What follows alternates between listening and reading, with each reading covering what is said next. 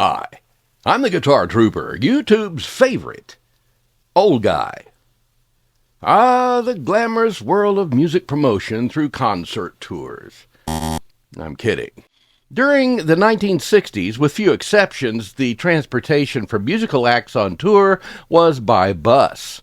The way it worked was that a concert promoter would schedule the tour venues in such a way that they could be reached in sequence via the highway. It wasn't terribly unusual either for there to be barely enough time allotted between the shows to allow for transportation, plus the venue operational review, the equipment loading, unloading, the setup and breakdown of equipment, the testing of electronic gear, sound checks, costumes, makeup. You get the idea. Never mind the physical needs like sleep and food for the performers. Witness, if you will, the Supremes' Southern U.S. concert tour in November of 1965, which was a schedule that can be described as nothing short of grueling. The Lovin Spoonful ended up being the opening act for the Supremes, and they shared the schedule and the in-your-face, unglamorous conditions of that tour. Still, there turns out to be a bright side to it, because the serendipitous combination of the circumstances, a Motown girl group traveling with a pop group, a rainy day on a tour bus, and a songwriter in need of relieving stress will result in the creation of a lead song for the Spoonful's second album. And in the spring of 1966, that song will become their third top 10 hit.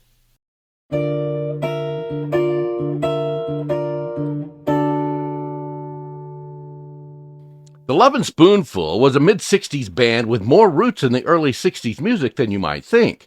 Two members of the Spoonful came from a short-lived folk rock fusion group from New York City named the Mugwumps. When that group split up in 1964, two of the members, Mama Elliott Cass and Denny Doherty, joined John and Michelle Phillips, who collectively became the Mamas and the Papas.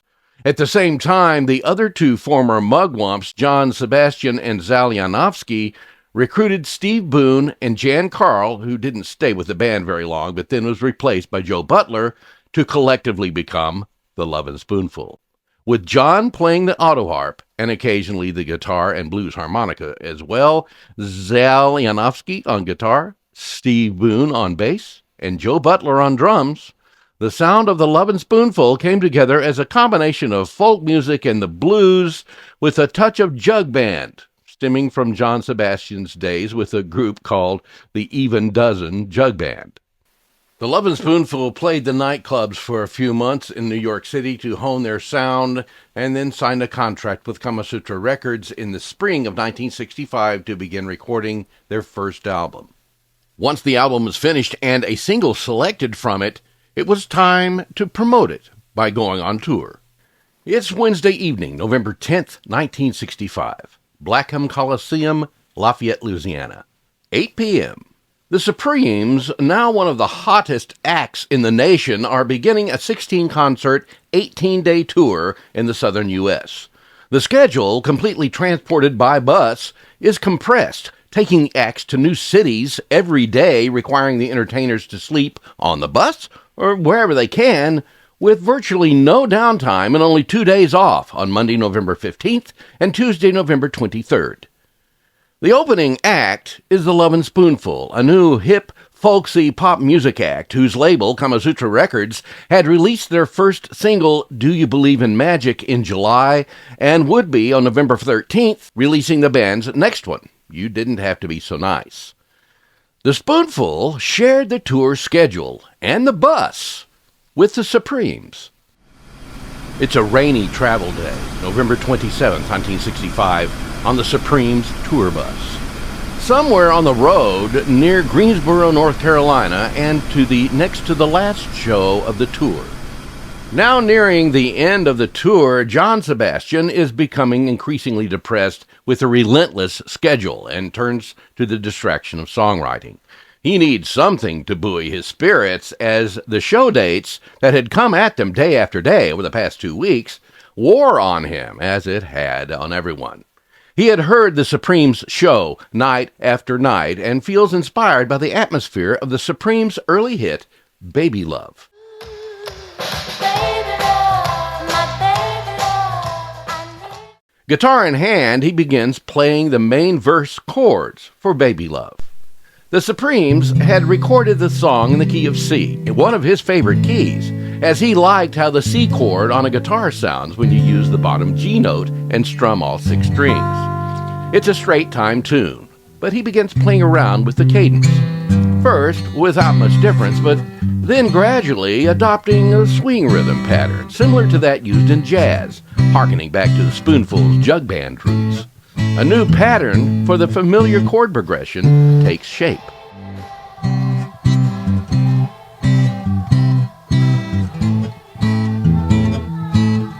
The lyrics flow easily as the rain splashes against the bus windows. By the time the tour bus pulls into Greensboro, North Carolina, John has written Daydream. It has taken him only about 20 minutes to write. December 13th through 16th, 1965, Bell Sound Studios, New York. Sally, do that little run when you come in. The band records most of the content for their next album, including the song Daydream. Early rehearsals are live performances of the song with all parts, and take 6 is fairly clean.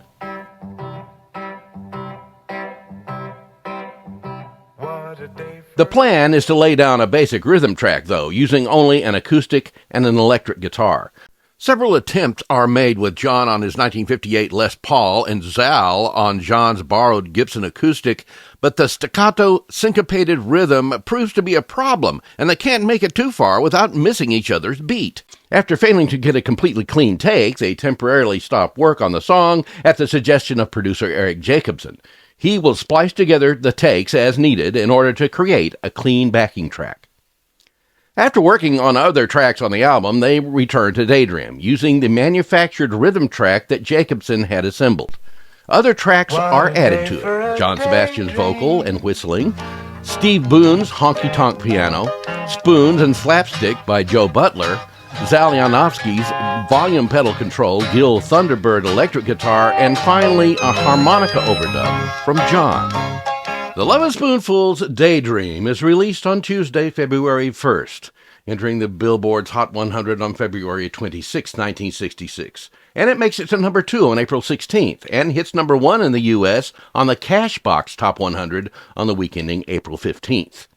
Much to the band's dismay, a trade ad in Billboard making allusions to drug use, a subject which the band had made efforts to distance themselves from, and, of course, had not been even a minor theme of the composition, threatened to spoil the premiere of the tune. Nevertheless, Daydream was a hit, remaining on the Hot 100 for 12 weeks, and affirmed the Lovin Spoonful as a fixture of the mid-60s pop music sound. Additionally, the influence of the song lived on after its life on the chart. Paul McCartney credited Daydream as the inspiration for his song Good Day Sunshine, as did Ray Davies of the Kinks when he wrote Sunny Afternoon. The Lovin Spoonful remained as the same 4 members until 1967, producing 3 more albums and 4 top 10 singles.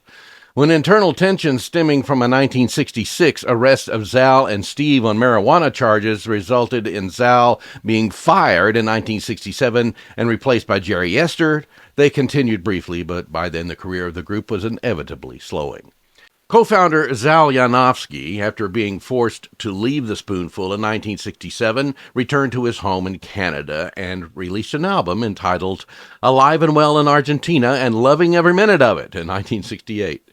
The lone single from it, As Long As You're Here, didn't chart on the Hot 100. It was number 73 on the Cashbox chart and number 57 on the Canadian RPM chart. In short, it flopped.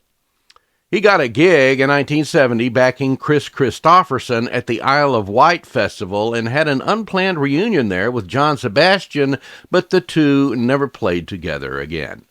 He decided to retire from the music business, became a chef, opened a restaurant in 1970 in Kingston, Ontario, and found work as a chef in other restaurants as well. Zalman Janowski died of an apparent heart attack in December of 2002. After their final public performance in June of 1968, John Sebastian left the Lovin Spoonful to pursue a solo career. He continued in the music business, notably composing a conscripted 1975 TV show theme about a man graduating college only to return to teach at his old school. Welcome back. Your dreams were your ticket out. John Sebastian is still performing as a solo act. Not long after Sebastian left, the Lovin Spoonful disbanded later in 1968. The group's contributions to the sound of the mid-1960s was recognized in 2000, though, when the Lovin Spoonful was inducted into the Rock and Roll Hall of Fame. Sometimes it seems good things can come about from a depressing ride on a tour bus in the rain.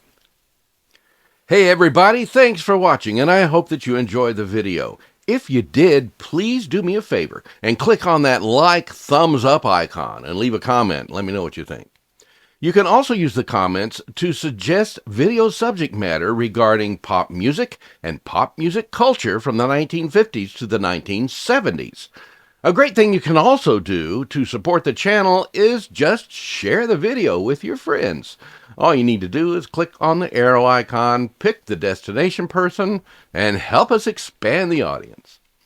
Speaking of supporting the channel, this would be a great time to subscribe if you're not yet a subscriber. It's easy and it's free and it lets YouTube know that you support the channel. Just click on the subscribe button or on that big purple icon appearing at the end of this video, and be sure to select the top notification bell on the drop-down menu that appears so that you will be notified whenever I post new content for the public. If you would like the opportunity to see the content a few days earlier when it is viewable only to channel members, you can upgrade your subscription and become one. Just click on the join icon on the main channel page and follow the instructions. It's not a free thing to upgrade, but it's as dirt cheap as YouTube would let me make it. Thanks again for watching.